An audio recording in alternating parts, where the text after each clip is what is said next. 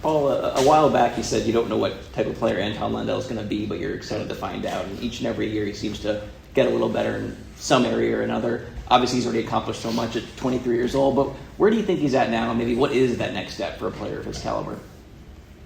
Well, he would be, if we go back 3 years, I would say he's quite a bit further ahead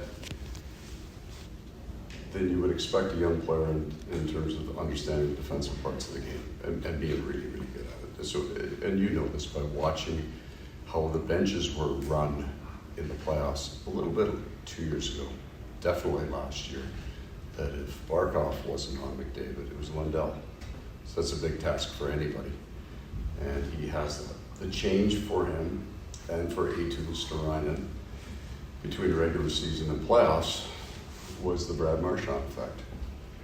They were able to do the things that they had already shown they could do defensively, and then there was an offensive side. And that would be the area of growth.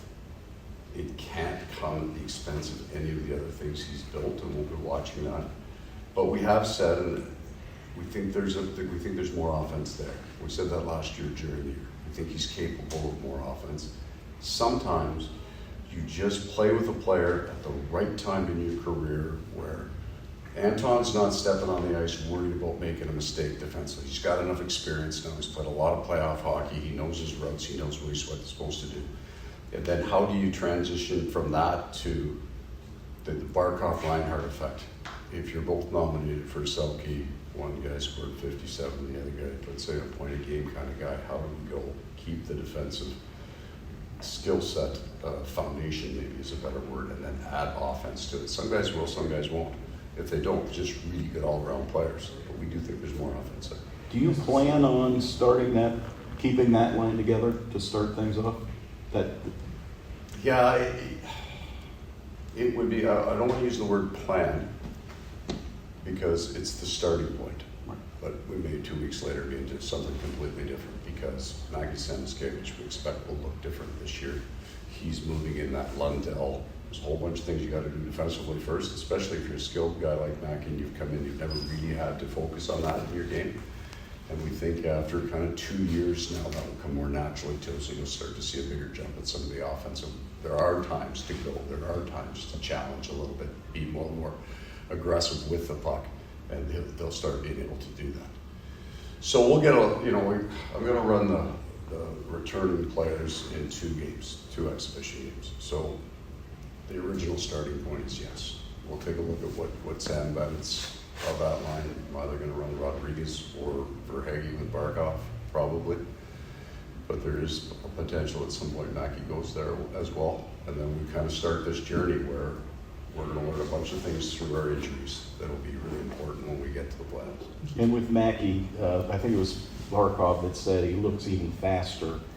I know you haven't seen him really on the ice very much yet, but do you think that you talked about his defensive game last year, playing on that fourth, bottom 6 role, and then we know he's a top guy offensively with his skill, but how much do you think that helped him as a player? It's a necessary part of the progression. The guys on the fourth line excel on being systematically right every time. The guys on the fourth line, they don't have Barkov's acumen. So they rely on the systems far more than individual skill level. You play on that fourth line, you also play against the other team's line, they're almost always systematically right. So you play there, you learn the game.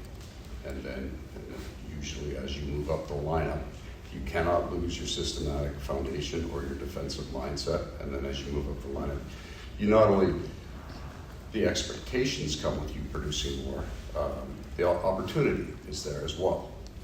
What's nice about having a bit more of a veteran team, a lot of times you'll get a young player come in and the first thing they expect is the opportunity. And why would they? They've proven they can put up points, they just need a chance to play with Barkov. Well, there's a bunch of things you got to pass through before you get that opportunity here because we have other pretty good players. That Reinhart guy's not bad. I think he's going to make it. It's pretty good.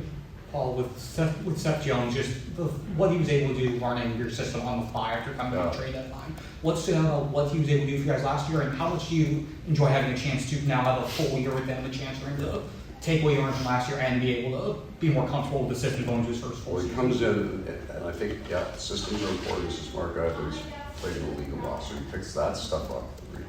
It's getting a partner that you can play consistently with. When you play at that high level, the nuances between two guys. So he played with Gustav Forsling. It was okay, but Gustav's got a whole other level when he plays with Aaron. And then Sept and Mikkola, Jones and Mikkola became a pair. So now they've gone through 2 months of playoff hockey. They understand each other a little bit more. Mikkola's out the ice way more than people think. So there's a bit of an adjustment there. And Sept figured that out, and as he got going, he was faster than I thought he would be. Like when you look at another elite guy in Aaron Ekblad, it took him almost the first full season for him to adapt his game to the way we want to play.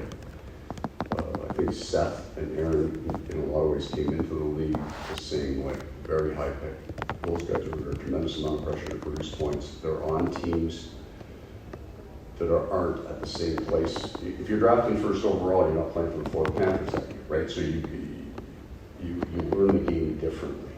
And Sept gets here and goes, well, I can be aggressive in these 4 slots because I know there's somebody covering me on those slots. We started to see that in the playoffs. But I've got a very high opinion on where he's capable of getting to. He played very well in the playoffs. We will have a high expectation of how he performs in the regular season this year, and we'll push him to do that. There's some changes, obviously, this camp, but one of the constants, and you stated with when you get on the ice, your first 4 days of the regulars are going to be hard work, and you've said that every year you've been here. Could you talk about the purpose of that, and what was the genesis of that? Have you always done that? I think we've always had hard camps. I think when you come in as a new coach, one of the first things you want to get rid of is the strata of your room, stratification in your room, and that one player will be treated differently necessarily. The expectations of the Barkov are different than the expectations of the third. The expectations of outcome are different. Or you can pay one guy $10 million and one guy $775. There's a reason for that. But we have to find common ground on what all men do. So we go really hard. This wasn't hard. The first best group here, we didn't beat these guys into the ice because now they're going into the heart, and nobody can survive 2 weeks of that. So we let these guys, today was 45 in training camp, that's a light day. But we'll go back and we will run the exact same practices, the exact same for 3 years, 4 days, no fun. I don't take any joy in it. I've seen these guys work so hard. I don't love doing it to them. But you get to that point where you think, well, they don't have to do it anymore, right? Because they've already proven that they can. We're not doing that. We're going as hard as we've ever gone. But you love the results, right? We've talked about it in the playoffs. There's a confidence that you can build, from doing it, from going through it. Camaraderie more than anything else, right? When you're all laying on the ice at the end, it's a good time. The chirps are great. That's why I get off the ice as fast as I can.